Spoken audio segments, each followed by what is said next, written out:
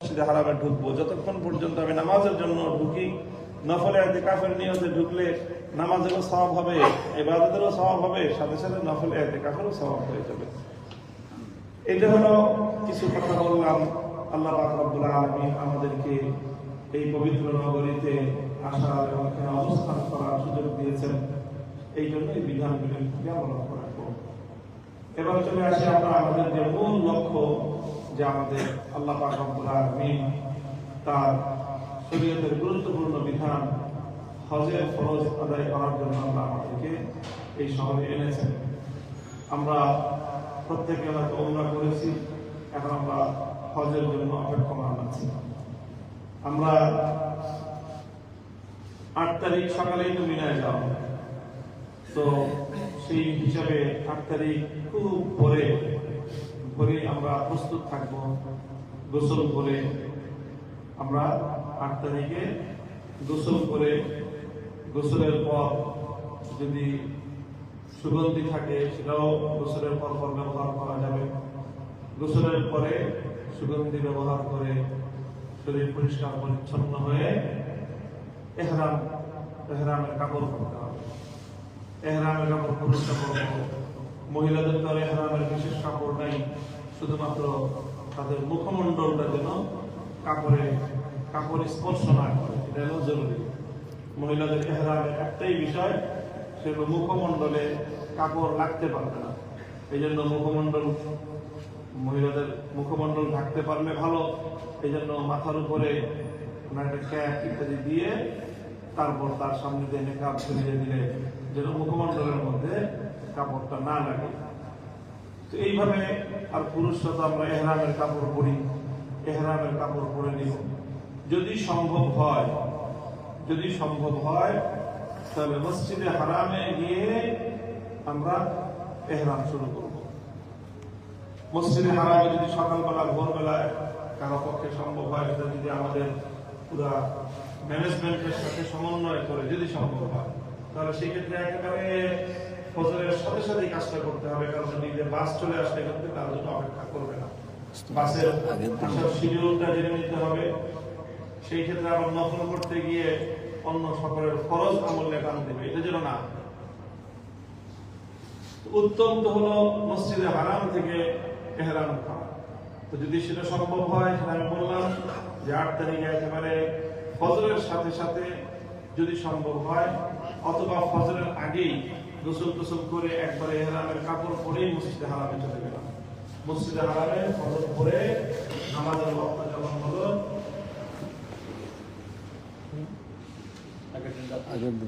তো যদি আগের দিন রাতেই হয়, আমাদের রাতে 7 তারিখে বাস দিয়ে দিবে, 7 তারিখে চলে যেতে হবে। তো 7 তারিখেই আমরা এহরাম করব। সেই ক্ষেত্রে আমাদের সময় থাকবে, রাত্রে সময় থাকবে বাস দেওয়া। সেক্ষেত্রে আমরা মাগরিবের পরে অথবা ইশার পরে মসজিদে হারাম থেকে আমরা এহরাম করতে পারি। তো ঘর থেকে গোসল করে এহরামের কাপড় পরে মসজিদে হারামে চলে গেলাম। মসজিদে হারামে গিয়ে এহরাম করে, এহরামের নিয়ত করে 2 রাকাত নফল নামাজ পড়ে, এহরামের যে নামাজ আছে 2 রাকাত নামাজ পড়ে, তারপরে সেখানে এহরামের নিয়ত করে তালবিয়া পড়লাম। তালবিয়া পড়ার পরে যদি সম্ভব হয় একটা তাওয়াফ করব, এটাকে তাওয়াফে কুদুম, যেটা এটা মুস্তাহাব সুন্নাত। আমাদের যদিও তাওয়াফ করতে হবে, এই যদি সময় পাওয়া যায় আগে গেলে এটা করা যাবে। তাওয়াফ করে তারপরে চলে আসলাম।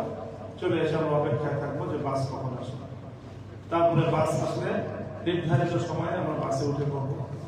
বাসে উঠে আমরা আমাদের যেতে থাকবো আমরা কিসের দিকে, মিনায় গিয়ে ইনশাআল্লাহ তাহলে আগের রাতে যেহেতু বাস চলে আসবে, আমরা মিনায় ফজরের নামাজ থেকে 8 তারিখের আমরা মিনায় নামাজ পড়তে থাকবো।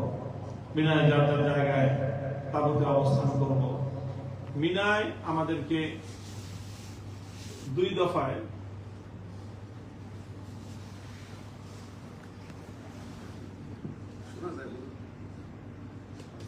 বন্ধ করে চালু করা, বন্ধ করে চালু, ব্লুটুথ ইয়া করে। মিনায় আমরা 2 দফায় যাব। প্রথম দফায় এই 8 তারিখে যাচ্ছি, 8 তারিখে গিয়ে থাকবো। তারপরে আবার 9 তারিখ 10 তারিখ অন্য অনেক কাজ থাকবে, 10 তারিখের দিনের শেষ অংশে গিয়ে হয়তো আমরা মিনায় গিয়ে অবস্থান করবো। কাজে এই জন্য 8 তারিখ যখন আমরা যাবো মিনায়, তো মিনায় তো দেখা যাবে যে তাঁবুর মধ্যে প্রত্যেকের জন্য সুন্দরভাবে আমরা হোটেলে যেভাবে থেকেছি সেইভাবে থাকার ব্যবস্থা হবে না। তাঁবু ব্যবস্থা হয়েছে কিন্তু অনেক বেশি। আসলে আমাদের যে হজের যে কনসেপ্ট, হজের যে ইবাদতের যে গুরুত্ব, সেই গুরুত্বটাই আমরা অনেকে উপলব্ধি করি না। হজ এটা ইসলামের এক বিবেচনায় সর্বোচ্চ পর্যায়ের ইবাদত। সর্বোচ্চ পর্যায়ে আমি এই জন্য বলতেছি, হজের যে তাৎপর্য রয়েছে, হজের যে ফিলোসফি, হজকে যে আল্লাহ পাক রব্বুল আলামিন মুসলমানদের জন্য বিধিবদ্ধ করেছেন, ইসলামের যে 5টা স্তম্ভ কালেমা, নামাজ, রোজা, যাকাত, হজ, এগুলোর মধ্যে একটা চমৎকার এই বিধানগুলোর মধ্যে আল্লাহর পক্ষ থেকে একটা তাৎপর্যময় একটা ধারাবাহিকতা আছে। সেই ধারাবাহিকতায় সবচেয়ে প্রথম এবং বুনিয়াদী বিধান হলো কালিমা, ঈমান। ঈমানের পরে গুরুত্বপূর্ণ বিধান, যেটা প্রাথমিক বিধান, সেটা নামাজ। নামাজের বিধানের পরে তারপরে আরেকটু উচ্চাঙ্গের বিধান হলো যাকাত। যাকাতের পরে আরেকটু উচ্চাঙ্গের বিধান হলো রোজা। রোজার পরে সর্বোচ্চ স্তরের ইবাদত হলো হজ। এই হজটা হলো মূলত মুমিন নামাজ, যাকাত, রোজা সবগুলি ইবাদত করে সে আল্লাহ পাক রব্বুল আলামিনের জন্য নিজেকে সর্বোচ্চ নিবেদন করার উপযুক্ত যখন হয়, তখনই একজন ব্যক্তিকে আল্লাহ পাক রব্বুল আলামিন হজের জন্য আল্লাহর ঘরের শহরে বানিয়ে আসে। হয়তো আমরা অনেকে সেই তাৎপর্য পর্যন্ত পৌঁছতে পারিনি, আল্লাহ আমাদেরকে তার আগেই হয়তো নিয়ে এসেছেন, কিন্তু আল্লাহ এনেছেন আমার উপরে মেহেরবানি করেছেন, করুণা করেছেন যে আমার সেই কোয়ালিফিকেশন হয় নাই, কিন্তু আল্লাহ আমাকে অ্যালাউ করে নিয়েছেন। এর জন্য আমার কি করণীয়?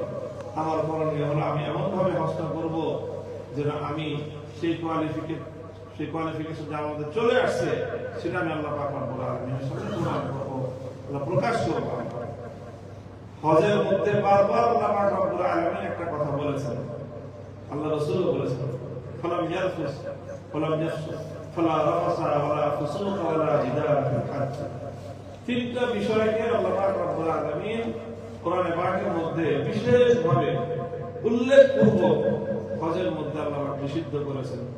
বিষয়গুলো এমনিতেও নিষিদ্ধ, সবসময় নিষিদ্ধ, কিন্তু হজের বিধান আলোচনা করার সময় আল্লাহ পাক সূরাতুল বাকারার মধ্যে 3টা গুনাহের কথা বিশেষভাবে আল্লাহ পাক উল্লেখ করেছেন, ফালা রাফাসা ওয়ালা ফুসুকা ওয়ালা জিদালা ফিল হজ্জ। রাফাস অর্থ হলো অশ্লীল কোনো কাজ, অশ্লীলতা থেকে নিজেকে পরিপূর্ণভাবে মুক্ত রাখতে হবে, পবিত্র রাখতে হবে। কারণ এই যে হজের সময় একটা কাজ হয়, একটা বিষয় ঘটে যেটা সারা বছর অন্য কোনো সময় এতটা ঘটে না, সেটা হলো নারী পুরুষ বিভিন্ন সময়ে খুব কাছাকাছি চলে আসে, ঘনিষ্ঠ হয়ে যায়, তওয়াফ করতেছে আল্লাহর ঘর, মসজিদে হারাম, মাতাফ। এই মাতাফে অনেক পয়গম্বররা শুয়ে আছে, অনেক নবীর কবর আছে মাতাফের মধ্যে। নবীদের কবর হয়, যে নবী যেখানে মারা যান সেই নবীকে সেখানেই দাফন করতে হয়, এটা নবীদের ব্যাপারে আল্লাহর বিধান। এই জন্য অনেক নবী বাইতুল্লাহ তওয়াফ করতে করতে ইন্তেকাল করেছেন, তখন তাদেরকে সেখানেই দাফন করে দেওয়া হয়েছে। এই মাতাফে যখন আমি হাঁটবো, তো কতটা সম্মান, কতটা মর্যাদা এই মাতাফের আমার দিলের মধ্যে, হৃদয়ের মধ্যে থাকা উচিত। এই জায়গার কতটা মর্যাদা বোধ অন্তরের মধ্যে থাকা উচিত, আমার শরীরটা কম্পমান থাকা উচিত যে আমার মতো এরকম গুনাহগার অপবিত্র ব্যক্তিকে আল্লাহ পাক রব্বুল আলামিন সেই জমিন দিয়ে হাঁটাচ্ছেন, যে জমিনে আল্লাহর অনেক নবী ঘুমিয়ে আছেন, শুয়ে আছেন, আল্লাহর এক পয়গম্বররা যেখানে কবর হয়ে গেছে, দাফন হয়ে গেছে। এবং এই সেই ঘর, ইন্না আউওয়ালা বাইতিন উযিআ লিন-নাস, যে ঘর আল্লাহ পাক রব্বুল আলামিন তার পয়গম্বর খলিল ইব্রাহিম আলাইহিস সালাতু ওয়াস সালাম তার নির্মাণ করিয়েছেন, কি তার ফজিলত, কি তার সম্মান, কি তার মর্যাদা। তো যাই হোক, বাইতুল্লাহ তাওয়াফের সময়, বিভিন্ন সাঈর সময়, সাফা মারওয়ার সাঈর সময়, বিভিন্ন জায়গায় আমাদের মধ্যে নারী পুরুষ সবাই ঘনিষ্ঠ হয়ে যায়, কাছাকাছি চলে যায়। এই জন্য মানুষের প্রত্যেকের অন্তর, প্রত্যেকের মন যেন কেবলমাত্র আল্লাহর দিকে থাকে, আল্লাহর ভয়ে ভীত সন্ত্রস্ত থাকে, আল্লাহর প্রেম আর ভালোবাসা নিজের হৃদয় যেন আপ্লুত থাকে। অন্য কোনো দিকে যেন বিন্দু মাত্র আমাদের মনোনিবেশ না হয়, মনের মধ্যে শয়তান যেন কোনো ধরনের কুমন্ত্রণা সৃষ্টি করতে না পারে, মানুষের প্রবৃত্তি যেন কোনো ধরনের খারাপ চিন্তাও করতে না পারে। এইরকম পবিত্র চিন্তার দ্বারা, আখিরাতের ভয়ের দ্বারা, মৃত্যুর ভয়, আল্লাহর আযাবের ভয় জায়গার সম্মান এবং মর্যাদা দিয়ে নিজের হৃদয়কে পরিপূর্ণভাবে প্রস্তুত রাখতে হবে। এই জন্য প্রথম নিষিদ্ধভাবে, কঠোরভাবে আল্লাহ যেটা নিষেধ করেছেন, ফালা রাফাস। এই জন্য মসজিদে হারামের পুরা এলাকা, পুরা মক্কা শরীফ, পুরা হজের মৌসুমেই এই জিনিসটা খুব খেয়াল রাখতে হয়।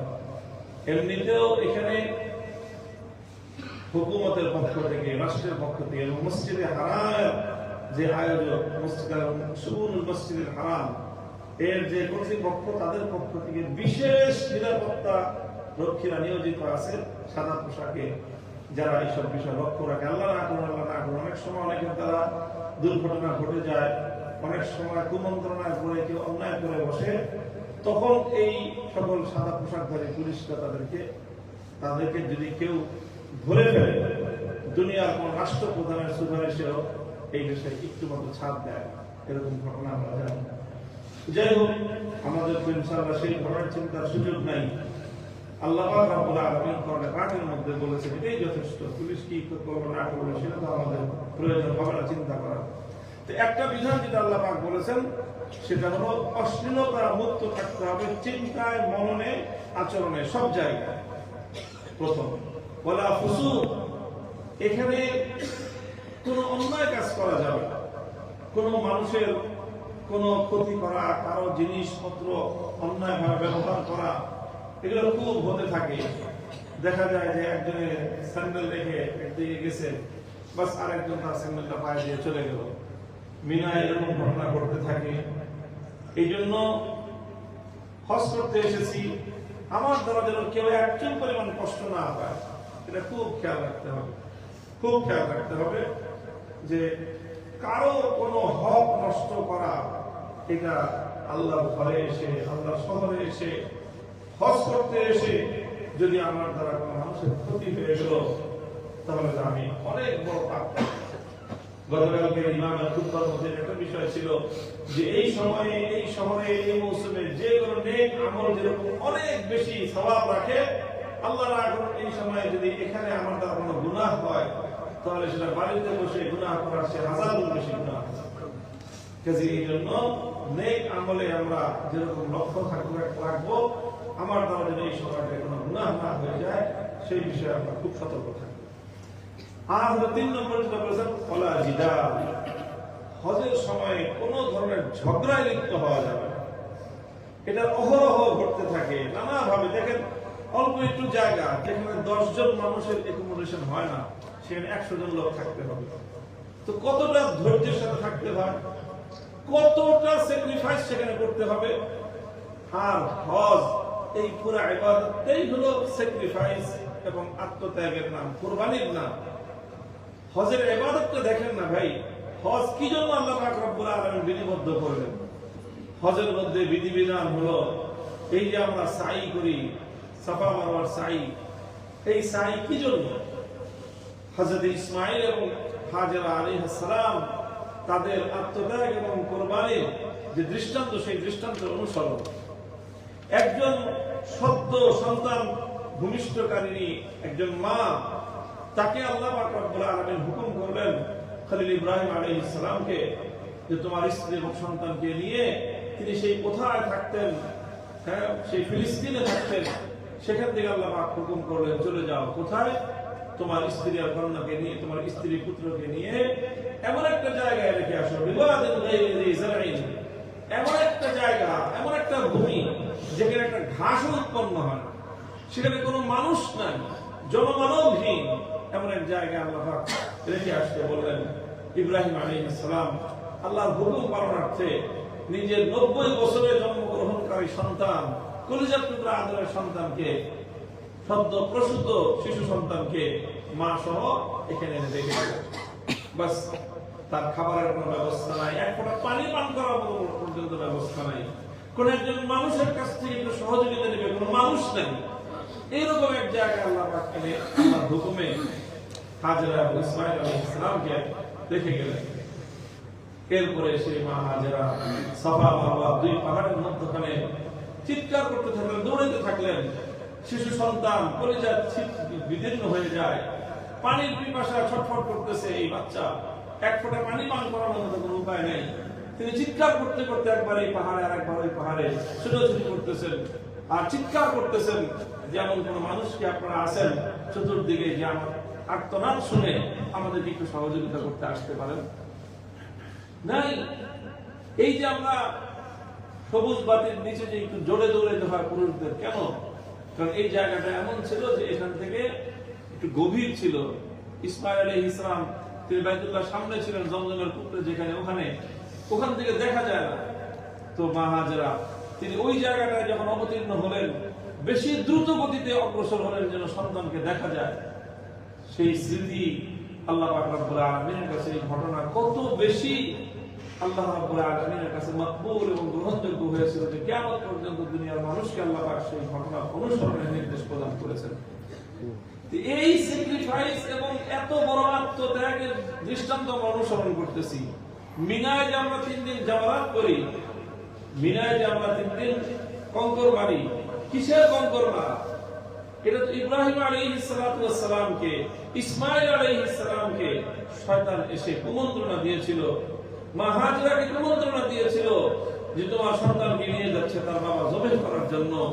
ইসমাঈলকে কুমন্ত্রণা দিয়েছিল যে তোমার বাবা তোমাকে এখানে নিয়ে আসতেছে কুমন্ত্রণা দেওয়ার জন্য, এই জবেহ করার জন্য। ইব্রাহিম আলাইহিস সালাতু ওয়াস সালামের হৃদয়ে ওয়াসওয়াসা সৃষ্টি করার চেষ্টা করেছে শয়তান যে তুমি কি করতেছো, তোমার কলিজার টুকরা সন্তানকে তুমি জবেহ করে দিবা। ইব্রাহিম আলাইহিস সালাতু ওয়াস সালাম বারবার শয়তানকে কঙ্কর ছুঁড়ে মেরেছেন, পাথর ছুঁড়ে মেরেছেন যে তুই দূর হ, আমি সবকিছুকে আমার আল্লাহর হুকুমের সামনে আমি কোরবান করতে প্রস্তুত। তো এই যে আমরা কঙ্কর মারছি না প্রতীকী বিষয়। ইব্রাহিম আলাইহিস সালাতু ওয়াস সালাম যখন শয়তান তাকে আল্লাহর হুকুমের বিরুদ্ধে কুমন্ত্রণা সৃষ্টি করার চেষ্টা করেছে, ইব্রাহিম আলাইহিস সালাম তাকে কঙ্কর ছুঁড়ে মেরেছেন ত্যাগ স্বীকার করার জন্য। নিজের সন্তানের গলায় ছুরি চালাবেন সেজন্য তিনি যাচ্ছেন, আল্লাহর জন্য সর্বোচ্চ কোরবানিটা তিনি পেশ করতেছেন। মধ্যখানে যেন শয়তানের কুমন্ত্রণা বিন্দু মাত্র প্রতিবন্ধক হয়ে না দাঁড়ায়, ইব্রাহিম আলাইহিস সালাম সেই তৎপরতা পরিচালনা করেছেন। আর আমরা সেই তৎপরতা অনুসরণ করার জন্যই মিনায় যাই। আর মিনায় গিয়ে যদি আমরা পরস্পর ঝগড়ায় লিপ্ত হই, বলেন এর চেয়ে দুঃখজনক বিষয় এবং হজের পূর্ণ আয়োজনকে ধ্বংস করে দেওয়ার জন্য এর চেয়ে বড় উপায় আর কি হতে পারে? এর কি হতে পারে? মিনায় এই 30 লক্ষ মানুষ একটা জায়গায় থাকবে। চিন্তা করতে পারেন, 30 লক্ষ মানুষ একটা জায়গায় থাকবে যেখানে কোনো ভবন নাই, বিল্ডিং নাই, খালি ফাঁকা ময়দান। এখন তো আধুনিক যুগে এসে সেখানে কত আয়োজন করা হয়েছে, তাঁবুর ব্যবস্থাপনা করা হয়েছে, টয়লেটের ব্যবস্থাপনা করা হয়েছে, খাবারের ব্যবস্থাপনা করা হয়েছে। এটা কতদিনের আয়োজন? সর্বোচ্চ না হয় 60-70 বছর ধরে এই আয়োজন চলছে একটু একটু করে। এর আগ পর্যন্ত তো মিনায় কোনো একটা গাছ ছিল না, কোনো একটা পাতা ছিল না, কোনো একটা তাঁবু ছিল না ছায়ার মতো। এইভাবেই মানুষ এই অবস্থায় আল্লাহর ঘরের যারা হুজ্জাত বাইতুল্লাহ, আল্লাহর ঘর যারা হজ করতে আসতেন, এই সকল আল্লাহ পাক রব্বুল আলামিনের মেহমান বৃন্দ তারা ওই মাঠে গিয়ে এভাবে পড়ে থাকতেন। আল্লাহ এটা আরশ থেকে এটাই দেখতে চান যে আমার বান্দারা আমার কাছে আমার সামনে এসে এভাবে তারা পড়ে আছে, শুয়ে আছে। এই জন্য মিনায় যে আমরা থাকবো, মিনায় আমাদের অবস্থানটা সবচেয়ে ধৈর্যপূর্ণ, সবচেয়ে নিজের ত্যাগ এবং কোরবানির সাথে হতে হবে। এখানে অনেক রকম সমস্যা সামনে আসবে, যেটা আমি বললাম। এরকম 10 জনের জায়গায় 100 জন লোক থাকতে হবে। এই 100 জন লোক যদি আমরা থাকতে পারবো, ভালো থাকতে পারবো, একটাই উপায়, সেটা হলো প্রত্যেকে চেষ্টা করব যে আমি সবচেয়ে কষ্টের মধ্যে থাকবো আর আমার দ্বারা বাকি সবাই, আমি আমার কষ্টটুকু স্বীকার করে অন্যদেরকে আরাম পৌঁছাইবো। এই নিয়তে যদি আমরা 100 জন লোক এক জায়গায় থাকতে পারি, তাহলে 10 জনের জায়গায় 100 জন শান্তিতে থাকতে পারবো। আর যদি আমি চিন্তা করি যে না, আমার একটু আরামে থাকতে হবে, আমি একটু কষ্ট কম করতে পারি, আমি অসুস্থ মানুষ, আমি বৃদ্ধ মানুষ, আমি মহিলা মানুষ, এই সব চিন্তা যদি আমরা করি, তাহলে না আমি আরামে থাকতে পারবো, না আমি অন্যদের জন্য ত্যাগ স্বীকার করতে পারবো। ভাই, ত্যাগ এবং কোরবানি তো এটারই না। ইসমাইল আলাইহিস সালাম তো শিশু ছিলেন, মা হাজরা তো মহিলা ছিলেন, মাত্র সদ্য ওনার সন্তান ভূমিষ্ঠ হয়েছে। একজন সন্তান ভূমিষ্ঠকারী নারী, তার তো তখনও বিছানায় থাকার কথা, হাসপাতালের বিছানায়। সে নারী এসে সেই কোথায় 1000 মাইল সফর করে এসেছেন আল্লাহর হুকুম পালন করার জন্য। তো আমরা তো মা হাজেরার মতো দুর্বল অবস্থায় এখানে আসি নাই। কেউ কি আমরা এমন আছি যে 7 দিনের শিশু সন্তান নিয়ে এখানে এসেছি? কেউ তো নাই এরকম। তো উনি তো এখানে এসে সেই সন্তানের জন্য এক ফোঁটা পানির অন্বেষায়, এক ফোঁটা পানির সন্ধানে আত্মচিৎকার করে বেরিয়েছেন এই শূন্য আকাশ এবং বাতাসের মধ্যে। পাহাড়ে পাহাড়ে ওনার সেই ধ্বনি, ওনার সেই আর্তনাদ, ওনার সেই চিৎকার ধ্বনিত প্রতিধ্বনিত হয়ে ফিরেছে। আমরা তো কেউ নিজের সন্তানকে কোরবানি করার জন্য জবাই করার জন্য নিয়ে যাচ্ছি না। এর চেয়ে আমরা তো কত বড় ত্যাগ আর কোরবানি করছি না। কিন্তু এরপরও এই যে মিনায় যে আমরা থাকবো, এখানে মিনার আয়োজন, একটা টয়লেটে পার হেড দেখা যাবে যে 20 জন 25 জন একটা টয়লেট ব্যবহার করতে হবে। কাজেই তখন সেখানে লাইন থাকবে, দীর্ঘ লাইন। সেখানে প্রত্যেকে চেষ্টা করতে হবে স্যাক্রিফাইস করার, অন্যকে প্রাধান্য দেওয়ার। এটাই আমার এখান থেকে অর্জন। হজ মানে এটাই যে আমি ত্যাগ স্বীকার করলাম, আমি অন্যকে প্রাধান্য দিলাম, আমি নিজের ইচ্ছা, নিজের যে প্রাপ্তি, নিজের যে সুখ, নিজের যে স্বাচ্ছন্দ্য, নিজের আরাম, নিজের আয়েশ, এটার গলায় আমি ছুরি চালালাম। এটাই হজ। তো এটা যেন আমাদের দ্বারা কোনোভাবেই যেন বিনষ্ট না হয়। হজ করতে আসলাম, লক্ষ লক্ষ টাকা খরচ করলাম, জীবনের সময়, মূল্যবান সময় ব্যয় করলাম, সব কিছু করলাম, সামান্য একটু বিষয় নিয়ে, কিন্তু থাকার জায়গা নিয়ে আরেকজনের সাথে ঝগড়া হয়ে যায়। আরেকজনের সাথে ঝগড়া হয়ে আমি তো আমার নিজের গলায় ছুরি চালাই দিলাম, কারণ আমার হজ নষ্ট হওয়া, আল্লাহর সরাসরি হুকুম আমি লঙ্ঘন করলাম। ফালা জিদালা ফিল হাজ্জি, হজের মধ্যে কোন ধরনের ঝগড়ায় লিপ্ত হওয়ার বৈধতা নাই। চাই আপনি সঠিক পন্থায় থাকুন, বেঠিক পন্থায় থাকুন, অন্যায় আপনি করুন, অন্যায় আরেকজন করুন। আরেকজন অন্যায় কোনো কিছু করলেও তার সঙ্গে ঝগড়া লিপ্ত হওয়ার সুযোগ এখানে নাই। তখন তারা বলতে হবে যে আমি হজে আসি, বাড়িতে গিয়ে তোমার সাথে ঝগড়া করবো। কারণ তুমি আমাকে যত যা করো, আমার তোমার সাথে ঝগড়া করা, গায়ে পড়ে পায়ে পাড়া দিয়ে যদি আরেকজন ঝগড়া লিপ্ত হতে চায়, তার কাছে একই জবাব যে ভাই হজে আসছি, আমার ঝগড়া তোমার সাথে বাড়িতে গিয়ে। এতটুকু পর্যন্ত বলতে পারি। ব্যাস এইভাবে আমাদেরকে মিনায় অবস্থান করতে হবে। তো মিনায় 8 তারিখে থাকবো। 5 ওয়াক্ত নামাজ জামাতের সাথে পড়ার চেষ্টা করতে হবে। ওখানে যেহেতু বিভিন্ন ব্যবস্থাপনা অপ্রতুলতা থাকবে, ওটা পার্মানেন্ট কোনো হোটেল না, হোটেল কক্ষ না, সেটা একটা অস্থায়ী তাবু। সেই তাবু একবার করা হয়েছে, সারা বছর পড়ে থাকে। হজের এই 4 দিন সেটা ব্যবহৃত হয়। এই 4 দিনের জন্য এই বিশাল আয়োজন করা আছে। তারপরে আমরা 9 তারিখ সকালে ভোরবেলা, 9 তারিখ যখন আসবে, গাড়ি দেওয়া হবে, গাড়ি আসবে, সেই গাড়িটা বিশাল কাহিনী। 30 লক্ষ মানুষ মিনা থেকে আরাফার দিকে রওনা হওয়া শুরু করবে। এটা একটা বিশাল এলাহি কারবার। সে কার গাড়ি যে কখন আসবে, হয়তো দেখা যাবে যে সর্বোচ্চ চেষ্টা করা সত্ত্বেও গাড়ির সিরিয়াল পড়ে গেছে। আপনারা দেখতেছেন এখানে যে মসজিদ, এই এলাকায় ট্রাফিক যে ব্যবস্থাপনায় যখন যেই গাড়িকে যেই লেনে ধরা দেয়, সেই লেন ছাড়া অন্য কোন লেনে যাওয়া তার বাবার পক্ষে সম্ভব না। আর ওই লেন এখান থেকে অতটুকু আরেক লেনে উঠে দিছে, এই লেন ঘুরে আসতে 1 ঘন্টা 2 ঘন্টা লেগে যাবে। এই 2 মিনিটের রাস্তাটা পার হওয়া যায় পায়ে হেঁটে 1 মিনিটে, সেই রাস্তায় গাড়িটা নিয়ে আসতে 1 ঘন্টার বেশি সময় লেগে যায়। কিছুই করার নাই, হাই হুতাশ করে কোনো লাভ নাই, চিৎকার করে কোনো লাভ নাই। ম্যানেজমেন্টের যে নিয়ম, সেই নিয়ম ফলো করা ছাড়া 1 চুল পরিমাণ কারো জন্য কোনো গত্যন্তর থাকে না। এই জন্য এখানে সম্পূর্ণটাই তকদিরের বিষয়। অনেকের গাড়ি আগে চলে আসে, ফজরের সাথে সাথে চলে আসবে। মিনায় কারো গাড়ি আসতে 7টা বাজবে, কারো গাড়ি আসতে 8টা বাজবে, 9টাও বেজে যেতে পারে। ধৈর্য ধারণ করা ছাড়া আমাদের কোনো কর্মকাণ্ড নাই। আমাদের যারা আয়োজক থাকবেন ইনশাআল্লাহ তারা সর্বোচ্চ চেষ্টা করবেন। সবাই চেষ্টা করে, কেউ চেষ্টা করে না, কেউ চিন্তা করে না যে দেরি হোক, সবাই সর্বোচ্চ চেষ্টা করবে। তো এই জন্য যখন 9 তারিখ ভোরবেলায় আমরা আরাফায় যাওয়ার জন্য প্রস্তুত থাকব, যখন গাড়ি আসবে সেই গাড়িতে আমরা ধারাবাহিকভাবে উঠব। সেই উঠার সময়ও গাড়িতে সিটে বসার ক্ষেত্রেও অন্যকে প্রাধান্য দেওয়ার বিষয় আসবে। অন্যদেরকে আগে বসায় নিজে পিছনে গিয়ে বসলাম, 2-4 জন যদি দাঁড়ায় থাকতে হয় আমি দাঁড়ায় থাকলাম, অন্যরা বসে গেল। এইভাবে পূর্ণ হজের মধ্যে আমরা সকলে নিয়ত করি যে আমি স্যাক্রিফাইস করবো ইনশাআল্লাহ। যে যতটুকু স্যাক্রিফাইস করতে পারবো তার হজ ততটুকুই সুন্দর এবং উত্তম রূপে সুসম্পন্ন হবে। যার হজের মধ্যে স্যাক্রিফাইস যতটা কম থাকবে তার হজ ততটা কম উন্নত মানের হবে। কাজে এই ক্ষেত্রে হজের শুরু থেকে শেষ পর্যন্তই পূর্ণ যে বিধানটা সেটা হলো স্যাক্রিফাইসের বিধান, ত্যাগের বিধান, আল্লাহর জন্য নিজেকে উৎসর্গ করার বিধান। 9 তারিখ চলে যাব আরাফায়, হজে যেভাবে যায় বাস নিয়ে, সেই বাস নিয়ে যাবার কোথায় নামা দিবে ভাই এটা বলার কিছু নাই। যদি তকদির ভালো থাকে তাবুর কাছাকাছি নামাবে। আল্লাহ যদি আমাদেরকে একটু বেশি পরিশ্রম নিতে চান আমাদের কাছ থেকে, তাবু এক জায়গায়, গাড়ি চলে যাবে আরেক জায়গায়। ওখান থেকে গাড়ি নিয়ে যদি আমি আমার জায়গা মতো আসতে চাই দেখা যাবে 4 ঘন্টা লাগবে। তখন হয়তো আমার এরকম সিদ্ধান্ত নেওয়া লাগতে পারে আলোচনা করে যে আমরা 10 মিনিট 15 মিনিট পায়ে হেঁটে যাব।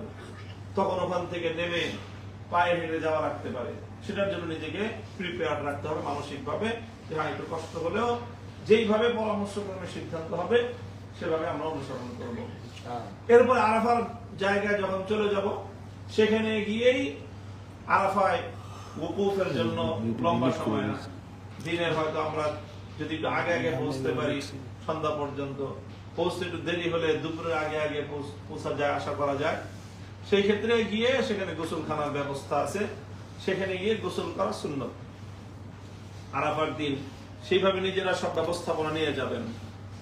একাধিক এহরামের কাপড় রাখবেন সাথে, একটা গামছা যেন গামছাটা ভিজিয়ে রাখা যায়, গামছা দিয়ে গা মোছা যায়, এরকম একটা গামছা রাখবেন।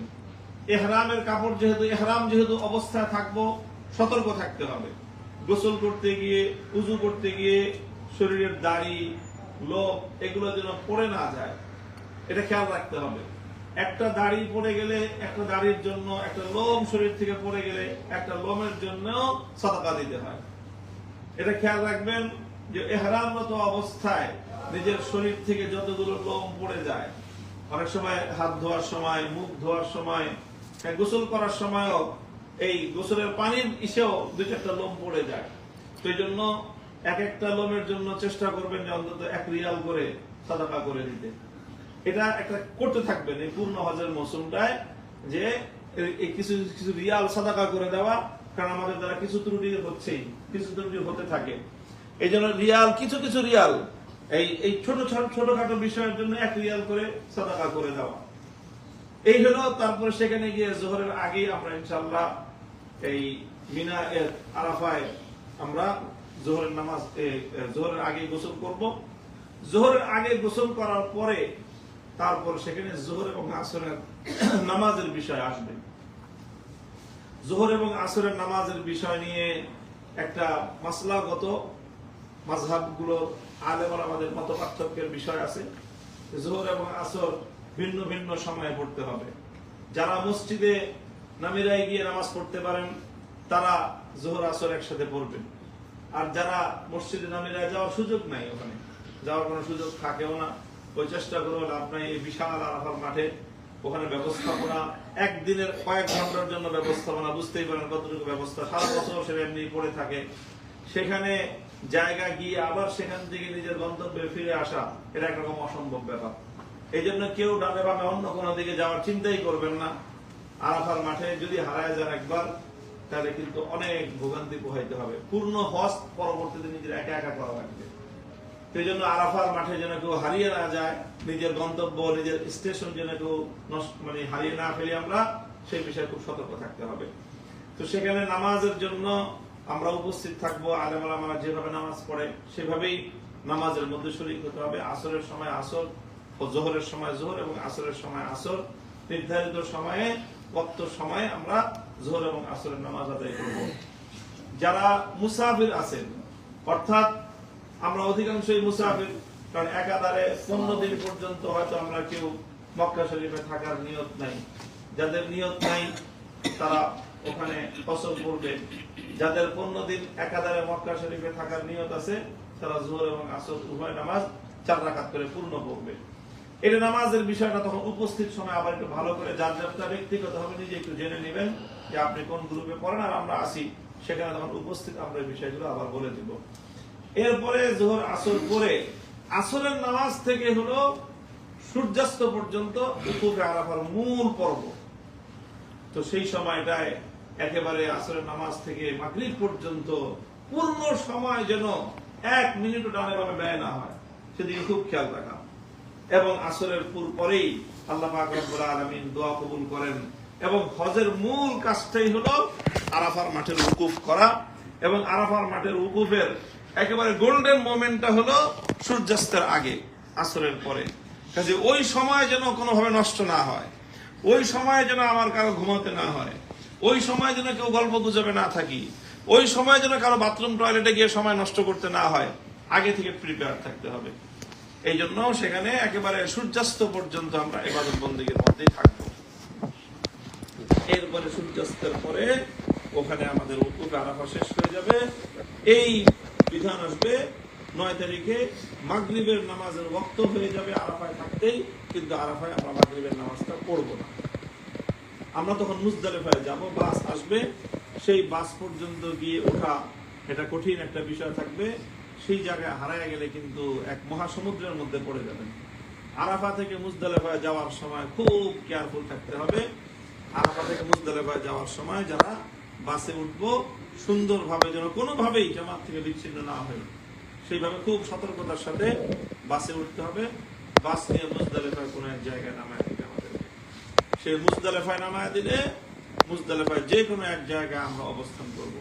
সেখানে খুব ঘুমানোর কোনো ব্যবস্থাই থাকবে না মুজদালিফার সেই রাত্রিতে।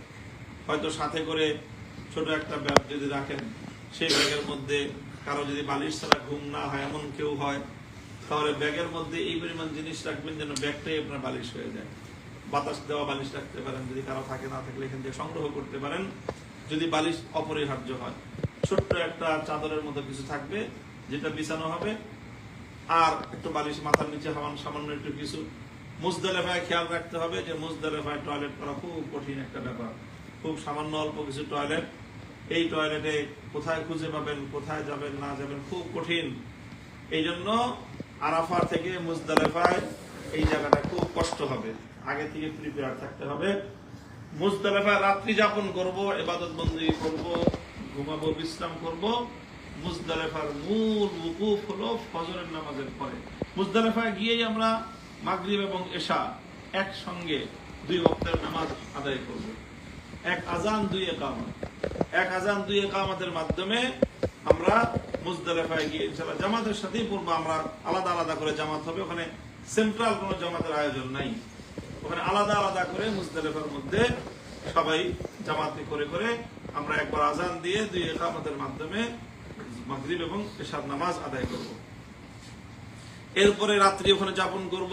যত রাতই হোক মুজদালিফায় মাগরিব এবং এশা, রাত 12টা বাজুক, 1টা 2টো 3টা, ফজরের ওয়াক্তের আগে একটা সময় পড়তে পারলেই হয়।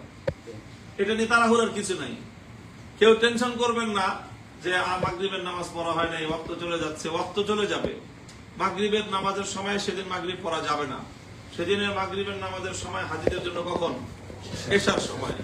মাগরিবের ওয়াক্তে মাগরিব পড়া যায় না। ওই দিন মাগরিবের ওয়াক্তে মাগরিবের নামাজটার ওয়াক্তই হলো এশার ওয়াক্তে। এশার ওয়াক্তে মাগরিব এবং এশা একসাথে পড়তে হয়। তো সেইভাবে এশার এই একটা গুরুত্বপূর্ণ বিধান, এই বিধানটা পালন করব, রাত্রি যাপন করব। ফজরের নামাজ একেবারে আউয়াল ওয়াক্তে পড়তে হবে। ফজরের নামাজ আউয়াল ওয়াক্তে পড়ে সূর্যাস্ত পর্যন্ত হলো মূল ওকুফ। এটা খেয়াল রাখতে হবে খুব। আরাফায় হলো আসর থেকে মাগরিব পর্যন্ত সূর্যাস্তের পূর্বের সময়টা হলো মূল সময়। আর মুজদালিফায় হলো পূর্ণাঙ্গ বিধানটাই হলো যে ফজরের নামাজের পর থেকে নিয়ে সূর্যাস্ত পর্যন্ত সেটা হলো মুজদালিফায় উকুফের সময়।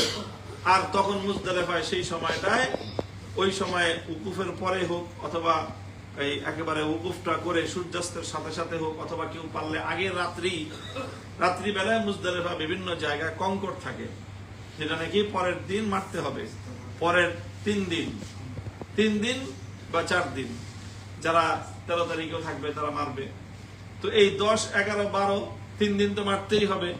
এক এক দিনে এক একটা জমিতে 7টা করে, 3 7 21টা, 3 21 এই পরিমাণ পাথর, ছোট ছোট বিভিন্ন ব্যাগ থাকে কারো কাছে, অথবা কারো কাছে বোতল থাকে, ছোট সাইজ, একটু সাইজ দেখে বাছাই করে পাথর নিয়ে নিতে হবে। সেই পাথরগুলো সুন্দর করে ধুয়ে পরিষ্কার করে আপনার বোতলের মধ্যে রেখে দিলে তারপরে সেই বোতল থেকে নিয়ে 7টা করে সঠিকভাবে সেটা তখন কঙ্কর ছুটতে হবে, মারতে হবে। এই হলো মুজদালিফার মাঠে এই কাজগুলো আমাদের।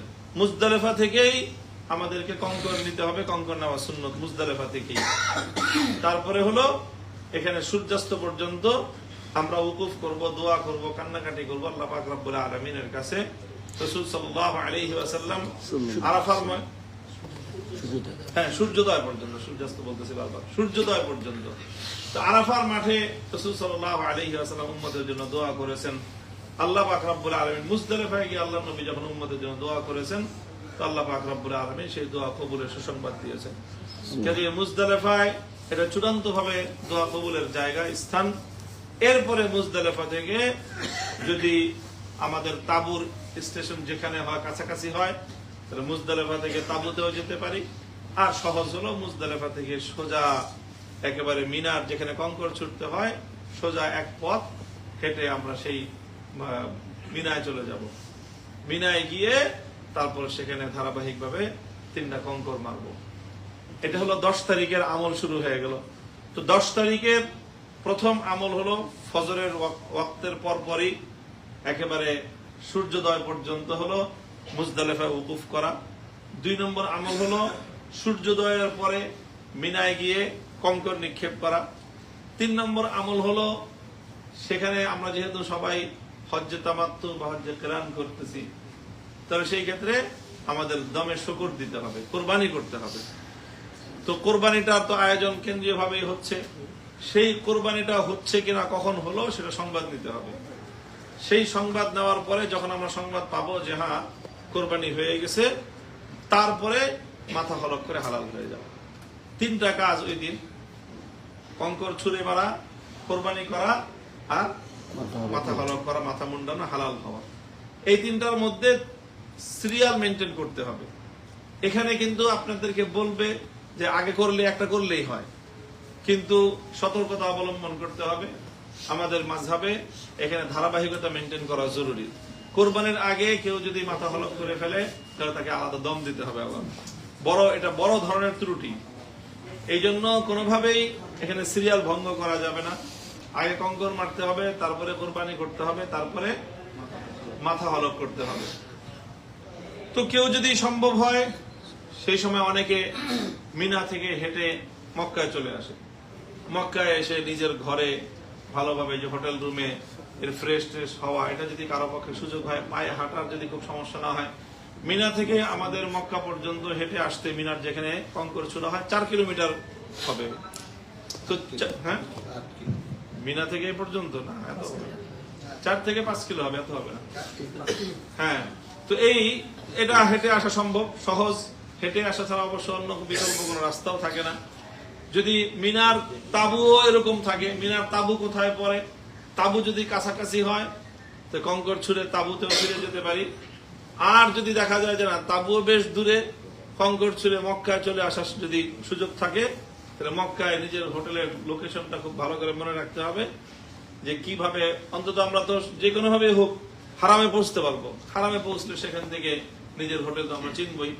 হোটেলে গিয়ে আরাম করে গোসল টোসল করে যদি এর মধ্যে খবর নেব যে আমার কোরবানি হয়েছে কিনা, কোরবানি হয়ে গিয়ে থাকলে এখানে এসে হলক করে হালাল হয়ে ফ্রেশ হয়ে গোসল টোসল করে নতুন কাপড় চোপড় পরে ঈদের দিনের একেবারে যত রকমের আপনার সাজসজ্জা এবং সুগন্ধি সব ব্যবহার করবেন, করে ধীরে সুস্থে মসজিদে হারামে যদি সম্ভব হয় তাহলে সেখানে গিয়ে তাওয়াফে জিয়ারত, ফরজ তাওয়াফ যেটা, সেই তাওয়াফ করতে হবে। প্রথম দিন তো 7 রাত, প্রথম বড় জমারাত, প্রথম দিন একটা জমারাত মারা হবে। হ্যাঁ, ওটা তো জি। তো এইভাবে আমরা রমি করব। রমি করার পরে মসজিদে হারাম যদি সম্ভব হয় মসজিদে হারামে মক্কায় চলে আসব।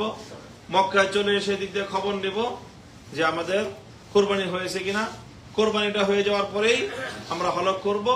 হলক করে যদি শারীরিক স্বাস্থ্যে কুলায়, যদি এনার্জিতে কুলায়, বিকালে হোক সন্ধ্যায় হোক যে কোনো সময় আমরা তাওয়াফে জিয়ারত করে ফেলব। তাওয়াফে জিয়ারত করে আর কেউ আমরা মক্কায় না থাকবো, এটাই ভালো। আমরা মিনায় গিয়ে অবস্থান করব। মিনার তাঁবুতে 3 দিন অবস্থান করা এটা সুন্নত। সেখানে হোটেলেও থাকা যায়। আর যদি খুব বেশি কষ্ট হয় সেক্ষেত্রে কেউ মিনায় না গিয়ে নিজের হোটেলে অবস্থান করেও গিয়ে কঙ্কর ছুঁড়ে আসতে পারে, সেটা করা যায়। তবে সেটা না করে মিনায় তাঁবুতে অবস্থান করাটাই সেটাই উত্তম। কাজেই আমরা যেহেতু হজ করতে আসছি কষ্ট করেই, তো সে উত্তম আমলটাই করব। মিনার তাঁবুতে আমরা অবস্থান করব, হোটেলে অবস্থান করব না।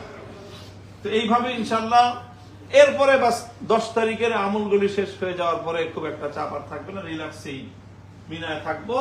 আর প্রতিদিন একবার করে রমি করে যাব। পাথর ছুঁড়ে আবার তাঁবুতে গিয়ে থাকবো, পাথর ছুঁড়ে আবার গিয়ে তাঁবুতে থাকবো। 12 তারিখ আমরা পাথর ছুঁড়ে তারপরে মক্কায় চলে আসব। আর যদি কেউ 13 তারিখ থাকতে চান, আরো একদিন যে আমি 13 তারিখেও আমি কঙ্কর মারবো, তাহলে 13 তারিখেও কেউ চাইলে মিনায় থাকতে পারে, বা 13 তারিখেও কেউ চাইলে মিনায় যদি থাকে। 13 তারিখ যদি কারো সূর্যোদয় পর্যন্ত কেউ মিনায় থাকে তাহলে তার 13 তারিখ কঙ্কর না মেরে আসা যাবে না, 13 তারিখ কঙ্কর মেরেই তাকে আসতে হবে। তো এই হলো মোটামুটি আপনার 12 তারিখের মধ্যেই 8, 9, 10, 11, 12 এই 5 দিনেই হজের যাবতীয় সব আমল শেষ হয়ে যাবে। এরপরে আবার আমরা মক্কায় থাকবো যেই কয়দিন আল্লাহ পাক আমাদেরকে যার যার তৌফিক অনুযায়ী, যার যেইভাবে শিডিউল আছে সেই অনুযায়ী মক্কায় থাকবে। মক্কায় এরপরে শুধু থাকবে তাওয়াফে বিদা। তাওয়াফে বিদাটা আমরা করবো একবারে শেষ, যখন যেদিন চলে যাওয়ার ডেট সেই দিন তাওয়াফে বিদা করে। আর এর আগ পর্যন্ত আমল চলতে থাকবে, যেভাবে আমি বললাম সেইভাবে আমল করে ইনশাআল্লাহ আমরা যাব। আর প্রত্যেকটা আমলের আগ দিয়ে সেই আমলের বিশেষ কথাগুলো আবার ইনশাআল্লাহ আমরা স্মরণ করায় দেব। এখন কথা অনেক লম্বা হয়ে গেল। আমি আপনাদেরকে আবার যেই কথার উপরে আপনাদেরকে আমি আমার কথা শেষ করতেছি, যে কথাটুকু স্মরণ করায় দিয়ে, সেটা 9 তারিখ এবং 10 তারিখ এই দুটো দিন আমাদের জন্য সবচেয়ে গুরুত্বপূর্ণ এবং সবচেয়ে কঠিন পরিশ্রমের সময় যাবে। এই জন্য 9 তারিখ এবং 10 তারিখের জন্য সর্বতভাবে মানসিকভাবে নিজেদেরকে প্রস্তুত রাখতে হবে। 9 তারিখের আগে আমরা অতিরিক্ত পরিশ্রম করে ক্লান্ত, পরিশ্রান্ত অথবা অসুস্থ যেন না হয়ে যায়, নিজের স্বাস্থ্যের দিকে খেয়াল রাখা, নিজের শরীরের দিকে খেয়াল রাখা, যে যার যেটাতে সমস্যা সেই সমস্যাগুলো থেকে নিজেকে বিরত রেখে আমরা পরিহার করে নিজেকে ইবাদতের জন্য সুস্থ সবল রাখার চেষ্টা করব। এটার মধ্যে ইবাদত। আল্লাহ রাসূল সাল্লাল্লাহু আলাইহি ওয়াসাল্লাম হজের সফরে অথবা রমজান মাসেও পবিত্র বাইতুল্লাহ সফরে, আল্লাহ রাসূল সাল্লাল্লাহু আলাইহি ওয়াসাল্লাম ফতহে মক্কার সফরে, রমজান মাসে ছিল যে সফর, সেই সফরেও তিনি রোজা ভেঙে ফেলেছেন, সফরে যেন ক্লান্তি না আসে সেই জন্য। কাজেই আমরা সফরে নিজের সুস্থতার প্রতি খুব বেশি খেয়াল রাখবো।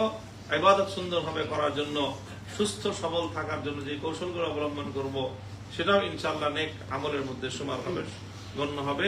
আল্লাহ পাক রব্বুল আলামিন আমাদের সকলকে কবুল করেন, তৌফিক দান করেন, হজ্জে মাবরুর নসিব করেন।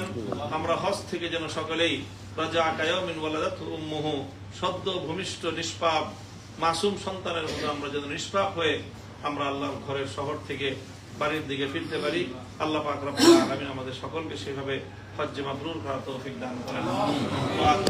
আলহামদুলিল্লাহি রাব্বিল আলামিন। এরপর আমরা ইনশাআল্লাহ কাফেলা একসাথেই থাকবো। যে কোনো প্রশ্ন বা যে কোনো বিষয়ে কারো সংশয় থাকলে, প্রশ্ন থাকলে আমরা সেগুলো নিয়ে ইনশাআল্লাহ আলোচনা করবো। আসসালামু